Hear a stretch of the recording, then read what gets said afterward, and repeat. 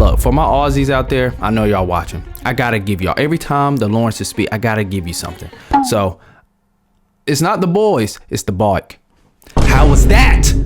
Come on, Jett, answer your question. No, I think the team's great. There's still some quirks with this model though compared to Thank you, Lewis. 4. Not so much. I wouldn't Thank say you. Honda, so it's more so Showa themselves. I think a few things like that has got to be fixed. What's going on, guys? Welcome back to Trackside. It's your boy Cinnamon J here. It's not cinnamon, it's cinema. Gotcha. Today, before we get started, I want to give a big shout out to my #1 sponsor, my Lord and Savior Jesus Christ. Next, check out Soda Fuel if you guys need some electrolytes. Use code Trackside for 10% off. Come to the website to get educated about everything you need to know about electrolytes and why you need them. And also, shout out Jace, Gypsy Tales, co-founder. Look, we're gonna talk about this. My boy Lewis Phillips.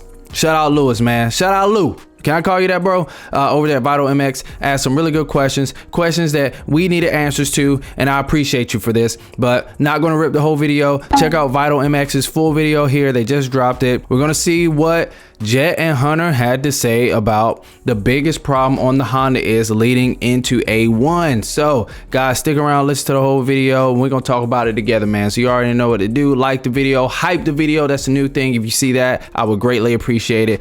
And let's get right into it.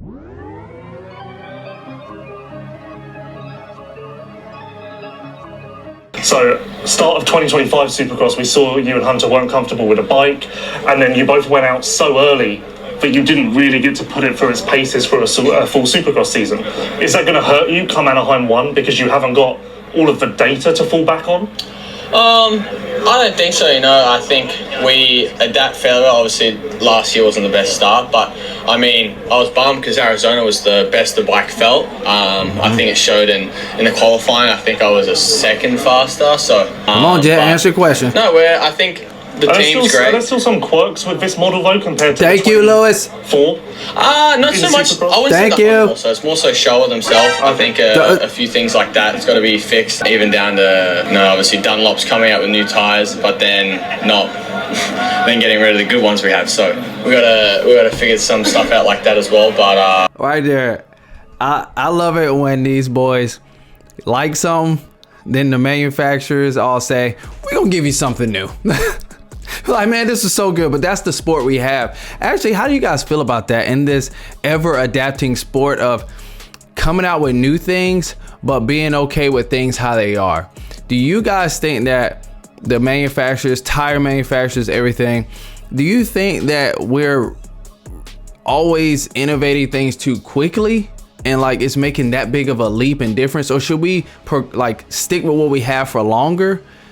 Even like new bikes, new chassis, things like that, tires, suspension, stick with it for longer periods of time and then come out with a bigger leap in progression in technology. How do you guys feel about that? I've always been curious because I get angry sometimes when I see Stewart coming out here waxing everybody on one bike back in the day. I'm speaking in the past, but also in the present. And then he gets on something new. I'm like with the Yamaha. Remember when they reversed the engine on the Yamaha? I was like, it's the bike. Get him off of this thing. There's no way it's him. No way. My boy get off the couch and he liked that. How y'all feel about that? Next, compared to what Jett says, my boy Jett, he kind of like me, this is not analytical. My boy just like that. I could just come out here and just perform. He says, like it's just adapting. That's how Jett is. Dazzy said this about his own kids, man. I love the relationship that these boys have with their father. Dazzy came out here and said that. He basically, I'm gonna paraphrase. Dazzy said Jett is the smooth brain one. He turns it off. He goes out there and sends it. And that's how he has to communicate with them.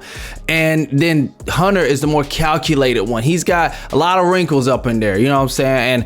And that's how he's got to talk and respond to him. And I think you're gonna find that out when we listen to what Hunter says in regards to this. Lewis asked him the same question, Hunter, and here we go. Another question I asked Jett, and I'm curious for your take. You both went out so early in Supercross, and it was well known that you were struggling with the bike. So not having a season's worth of race data, is that going to loom large come Anaheim 1? Like, will that have an impact in one way or another?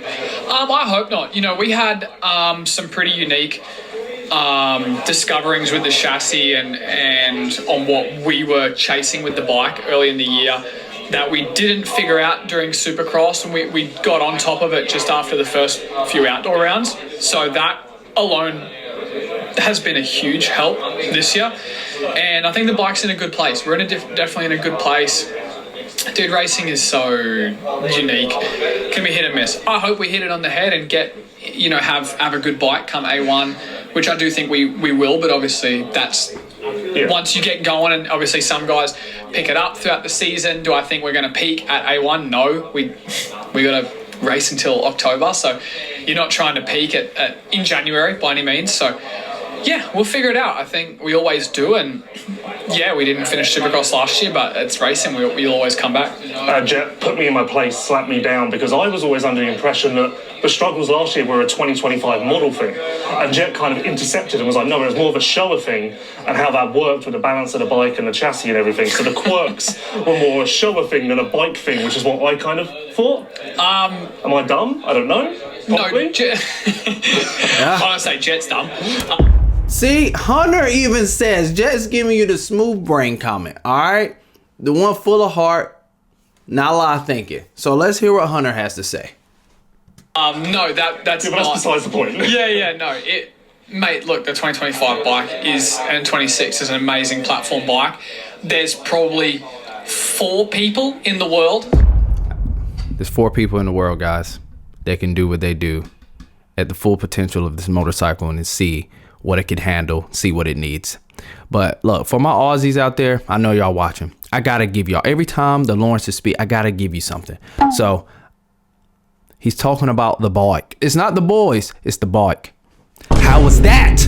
That can push the motorcycle the same way we were, and coming into the difficulties or the things we were trying to wrinkle out, the wrinkles we were trying to iron out. Yeah. Trey Kennard, for example, could smoke pretty much anyone on any given day. Yeah. Smoke me. Go out and buy this bike, right? Yeah. And he couldn't push the bike to have the flexing issues that we had, If Trey can't do it, no one can. I like what these boys are doing. I like their mindset, their headspace. Check out the last video if you want more kind of a comprehensive breakdown on actually some of the things they're saying here we discussed in that last video, and just piecing together what we all know and were thinking, which was they actually did not have a successful season last year. They were out early and they were figuring out the bike until where they got injured. Yeah, they're saying they figured a lot of stuff out in motocross and super motocross, but we all know there is a big difference when it comes to supercross and setup. So the chassis flex brings up a really good point here. These boys push that bike to a level that the average person is just not going to be able to push it to. So how do you guys feel about this? What do you feel about after listening to this? What do you feel about their chances of coming out here and winning A1, even for Jett? I feel like that adaptation to in their skill level and their technique, I feel like that a lot of the guys who are slower than Jett, I know there's a difference between Jett and Hunter, I feel like guys are catching up. Those guys are getting older, but I feel like Tomac was looking good. Don't forget, yeah, Tomac is old, but my guy beat Jett last year. There's no excuses for Jett besides, they were figuring out the bike. Listen, that could happen this year because Tomac is looking good on that thing. So y'all let me know in the comments, man. Thank you for watching. This is interesting for me. Leading up into A1, I want all the stories. Thank you, Lewis Phillips. Thank you, Vital, for putting this out for us. We need this. Like the video, hype the video if you haven't already. And also, if you haven't done this, then make sure you do it. Subscribe.